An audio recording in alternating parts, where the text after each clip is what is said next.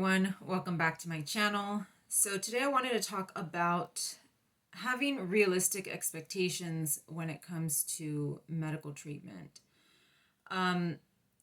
This is something that I've kind of had to remind myself of right now that I'm looking into, stem cell therapy and regenerative medicine, because a lot of times treatments are sold to us as a cure-all, something that can fix everything or put you into remission from your illness.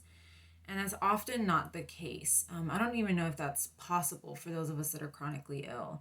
I do think we can achieve some level of improvement, but to fully recover, just the aging process alone would keep us from being exactly how we were, before we were sick. But I think it's important to have realistic expectations, not to get too overly confident about a treatment, but also not to expect nothing as well. One thing that I've noticed, I've talked to a couple of people, in the past, other people that are chronically ill, that are always looking for cures. And I've heard this more than once, where they're saying, oh, I'm doing this thing and it's probably going to be the cure, or I don't want to do these other treatments because I'm looking for a cure. And so that sometimes can impede your progress because you're either expecting something to fix everything or you refuse to do anything in the hopes that you'll find something that will fix everything. And like I said, I just don't think that that's real. I don't think that exists. So having a sort of realistic expectation of what you could get out of a given treatment. So the reason that I kind of have come back to this, and I'm sort of wanting to retrain my brain in a way, is because I am currently on a medication. So for those of you that don't know, I did get diagnosed with another condition, with an autoimmune illness at the end of 2018.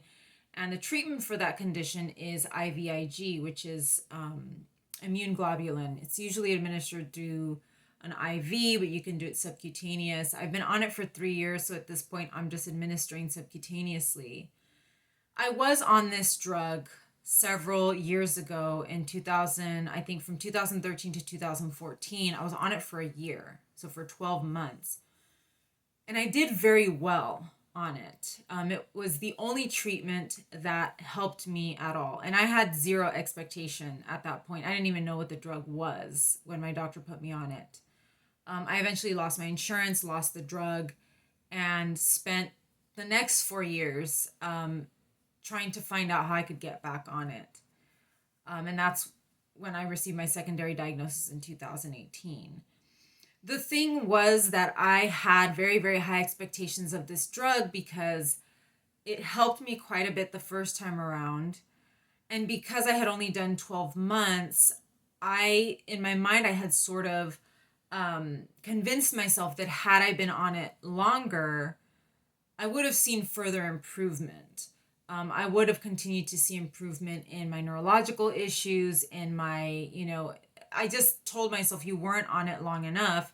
I did experience improvement, but I thought to myself, if I would have been on it longer, I would have, recovered or made a almost full recovery. For whatever reason, I got that in my head. I didn't take into consideration that from 2014, being off of that medication all the way to the end of 2018, because I didn't get back on that medication, I think, until November of 2018. So basically the end of the year. And I didn't take into consideration how much worse I had gotten. And I had gotten much worse, to the point where I was no longer able to take a lot of supplements that I had been taking the first time around. I had developed, more digestive problems, intestinal issues. And so for whatever reason, I just thought I'm going to get back on this drug and I'm going to do great again. I was just desperate to get on it because I was not in good shape. The second time around, it has helped me but not as much as it helped me the first time. So the first time I actually gained weight. I felt like it was helping my neurological issues more. Um, and I, for whatever reason, thought that it could completely fix those had I continued on it. But this time around, it has calmed some things, but I have not gained weight. I mean, I've gained a little bit of weight, but I have not gained as much as I did the first time around. Things are better, but I'm not able to eat more stuff. I haven't been able to reincorporate more foods into my diet. And so it just really was kind of a letdown. And after 2 years, I told myself, you need to start figuring out something else because I actually still have continued to get worse even on this medication. Granted, without the medication, I feel like I might not even be here because I was just doing very, very poorly. Um, so, I think that has taught me a very important lesson in keeping my expectations realistic and also gauging where my body is at and how much worse my body has gotten because I've gotten worse, and as you get worse, it is a lot harder to regain function and regain some of your health. It's not as easy. It may take more aggressive therapy, or it may not be possible, at least right now with whatever whatever medical advancements are currently available. The other thing that I feel like I need to do is also look up um, testimonials. Who else has done this drug? Who else has been on it? And has, what improvements have they achieved? Now that I'm looking into stem cells and regenerative medicine, I have started reaching out and looking at other people that are on these things, that have tried stem cells or exosomes or, those therapies, and looking at the improvement that they've had.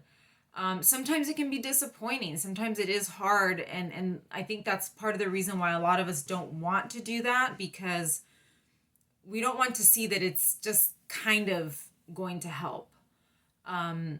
We want to be the exception to that rule. We want to be the one that goes into remission because of this new experimental treatment. And I just think that is not, again, it's not reasonable. It's not a reasonable expectation to have. So I have been looking at other people that have done some of these treatments. Granted, there aren't many. I don't think there are a lot of people that have been doing, stem cells or exosomes and these types of regenerative therapies because they're sort of newer or they're very, very risky. I have seen testimonials of stem cells that are not very good. People that have gotten even sicker with stem cells, or people that have improved temporarily and then just gone back to, being sick. But it does help to keep your expectations more realistic.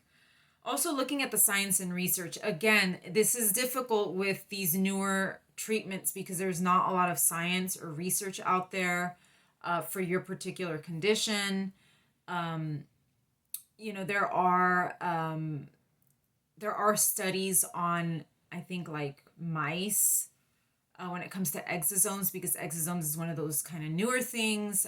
So there is studies. I have seen some studies a lot of studies on mice, not a lot of studies on people. So that's something to consider. Also keep in mind that it is a mouse. It's not a human. So you have to kind of adjust that to a human person. So it's tough. It's tough to really gauge it. And also have your doctor, if your doctor can tell you, and again, it's difficult for a doctor to say this, it's going to do this because these are experimental treatments. But my doctor did tell me with IVIG that she said you could build a tolerance to it and it won't work as well over time, which I'm not sure if that's necessarily true in my case. I don't think that it's that I've built a tolerance to it. I've just have gotten worse. And the worse you get, the harder a drug is going to have to work in order to get you better. So I don't know if that's exactly accurate, but it may be an observation that she's seen in her other patients that are on this medication, that they, over time, the medication just doesn't work as well as it did in the beginning. So yeah, talk to your doctor and ask them what is reasonable. What can I expect? What are we trying to get out of this treatment? What's the goal here? Because sometimes doctors will just throw things at you. They'll just, throw everything at you, hoping that something will help. And I understand that in the case of, very complicated and difficult to treat conditions.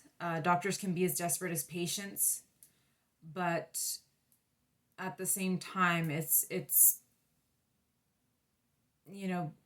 I think it's their responsibility to also be realistic and reasonable with any possible outcomes. Why am I saying this? Why am I telling you or telling myself to keep my expectations realistic?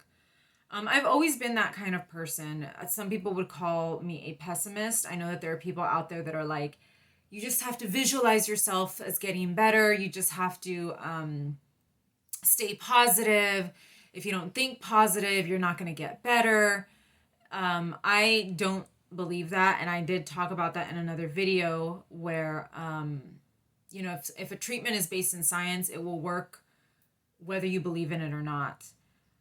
But the reason I do want to be realistic and not too, I don't want to say not too positive, but not get my hopes up too high is because I think that eventually does take a toll on your mental health. People that just think, oh, this is the new big thing and this is it. This is going to get me better. They do it. They might have temporary relief or they might feel better for a short while and then just come back down, and then they crash harder than before because mentally they thought they were cured. And I think the letdown is hard. It's kind of like the higher you go, the farther you have to reach the ground. So for me, it's like, well, if I don't go too high, if I fall, it's not going to hurt me as much in the end. And I do think that mentally it's sort of a self-protective thing. And I have always been like this, since I was probably a kid. I've never gotten my hopes up too high about things. Probably because I was kind of raised in a negative family, but also too because I think my family is very realistic, probably a little too realistic with things. So I've never been one to get my hopes up super, super high. And I feel like when I do, it always happens that the outcome is bad. When I get my hopes up high about anything, it always goes sour and then it hurts a lot more in the end. But especially when it comes to your health, I think being reasonable will also, it'll cushion the blow if things don't go well, but it will also prepare you if things do go well to be very careful with that. Because I also see people that get their hopes up very, very high, they jump the gun a lot and they get ahead of themselves and they start making future plans, or they feel physically better and they start pushing themselves, and that sort of that will take a toll on your body. And I have heard that with like stem cells and exosomes, that some people do feel a lot better very quickly, like very soon after treatment. And so they start overexerting themselves and doing a lot of things physically, and then that sort of works against them. And so you have to be very careful with that, because even though you feel better, doesn't mean you are better. I know that I think there's a name for it. I think it's called like a paracrine effect, where you feel a lot better very quickly, but it doesn't last. So you have to be very careful with yourself. I've noticed that myself. I have my stamina has improved quite a bit on IVIG, and so I go for a walk. And I have noticed lately that because I time myself, I do the same walk every day, the same route, but I do use a timer. And some days I get back a few minutes early. You know, when I wasn't doing too well, I would hit almost the full 40 minutes of the walk. But I've noticed my stamina is better. But I also ask myself, should I just take the full 40 minutes? Why don't I slow down? And sometimes I will feel like some fatigue afterwards. And it's like, well, I didn't need to go that fast. I could have slowed down a little bit and just used up those extra few minutes. And I think that's part of, you know, being realistic and mentally keeping yourself in check in order to prevent burnout. Because we also do burnout from, you know, pushing ourselves and having these high expectations. But for me, it's mostly like a mental thing, is just keeping myself mentally centered and telling myself, look, if you feel better, great, enjoy it and pace yourself. But if you don't, keep in mind that your condition has deteriorated a bit. You know, it's gotten harder, you know, to bounce back in the last, you know, several years. So I think it's just a self-protective measure. And we all know that person. We all know that one person that always gets their hopes up about everything. You know, they feel like they've stumbled upon a cure. Every new little thing that they try is going to be the thing to get them better. And when it doesn't work out, they are absolutely crushed.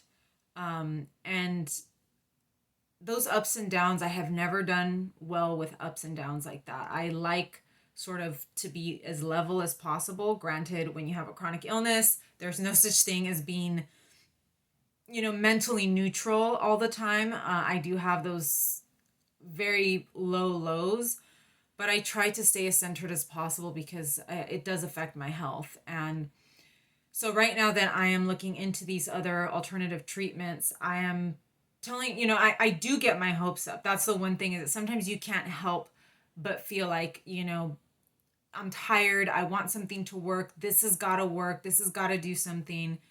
But I try to slow myself down and say, look, this is a new thing. You know, roll with it. Try to take it in stride. Also, too, because these therapies are very expensive, we do expect a lot more out of them. But I've also told myself, just because it's expensive does not mean that it's going to cure you. It doesn't mean that it's going to fix everything. IVIG is also expensive and it hasn't fixed everything. But I tell myself, keep it reasonable. You know, what is your priority? What would you like to see from this treatment? Besides getting 100% better, if you had to pick and choose, which things would you like to improve? Which things could you accept as, you know, normal for the rest of your life? So for me, it is just self-preservation. And I know for a lot of people, I think for a lot of people, getting your hopes up is self-preservation and staying super positive, and you know, some people need that. But for me, I can't, it's not that I can't be positive. I just don't feel that that's healthy for me to expect a given treatment to move mountains in a way. So that's what I've got for you guys today. Check out my other videos that I've been uploading. Hopefully I will have more coming. You know, there should be plenty of videos to keep us busy for a while. But yeah, thank you for joining me. Like and subscribe, and I will see you soon.